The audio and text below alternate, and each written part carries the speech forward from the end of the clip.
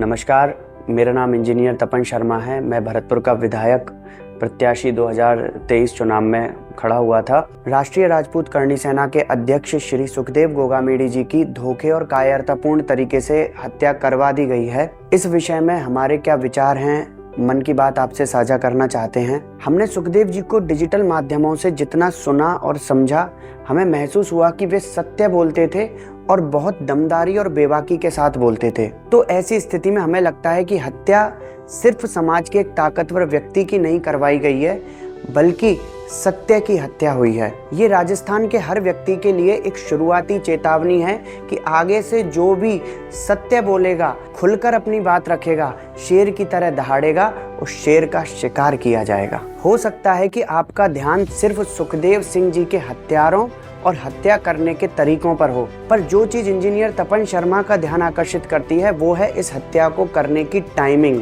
ऐसा प्रतीत होता है कि मानो पूरी फील्डिंग पहले ही सेट थी और हत्यारों को किसी के इशारे का और सही समय का इंतजार था। और जैसे ही राजस्थान में चुनाव संपन्न हुए और मुख्यमंत्री पद के लिए गहमागहमी होने लगी, सुखदेव सिंह गोगामेडी जी की हत्या करवा दी जाती है। ऐसे में मैं इस संभावना से इनकार नहीं कर सकता कि यह हत्या कोई साधारण हत्या नहीं बल्कि एक राजनीतिक हत्या है।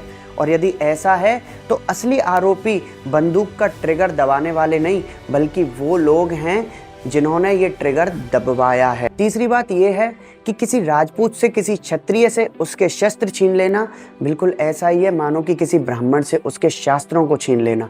परंतु फिर भी इस भारत सरकार का सम्मान रखते हुए, इस कानून का मान रखते हुए इन राजपूतों ने, इन क्षत्रियों ने अपने हृदय पर पत्थर रखकर अपने हथियारों का त्याग कर दिया और निहत्थे हो गए। उन्हें विश्वास था कि ये सरकार और सरकारी एजेंसियां और इनके पीछे कार्य करने वाली विभिन्न राजनीतिक दल जो सरकार बनाती हैं, ये उस जिम्मेदारी को निभाने में सफल होंगे जिन्हें क्षत्रिय पिछले हजारों वर्षों से निभाते आ रहे हैं। परंतु जब राज्य और केंद्र सरकारें मिलकर भी क्षत्रियों की रक्षा करने में समर्थ नहीं है, तो ये हम जैसे आम लोगों के लिए तो बहुत ही अधिक डराने और चिंता करने वाली बात है।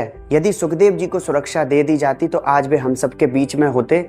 लगभग 9 मिलियन सुरक्षा कर्मी इस देश में कार्य करते हैं, लगभग 2 मिलियन सुरक्षा अधिकारी इस देश में कार्य करते हैं। और यदि 9 मिलियन सुरक्षा कर्मियों में से 4 लोग भी सुरक्षा के लिए सरकारों के द्वारा नहीं प्रदान किए गए, तो मुझे लगता है कि इन सरकारों की कभी मंशा ही नहीं थी कि सुखदेव जी को सुरक्षा दी जाए। और जिंदा हाथी लाख का और मरा 1.25 लाख का की तर्ज पर इनका एकमात्र उद्देश्य सिर्फ उनके ऊपर राजनीति करना था। ये मेरे व्यक्तिगत विचार हैं जो कि हो सकता है गलत हों। यदि मेरी किसी बात से आपके हृदय को चोट पहुंची हो तो उसके लिए मैं क्षमा प्रार्थी हूँ। परंतु एक महान विद्वान ने कहा है कि speak your truth even when your voice shakes, अर्थात चाहे आपकी आवाज कांप रही हो, आपको सिर्फ सत्य बोलना चाहिए। वो बात बोलनी चाहिए जो आपके हृदय में है। नमस्कार, जय श्री राम, जय भवानी।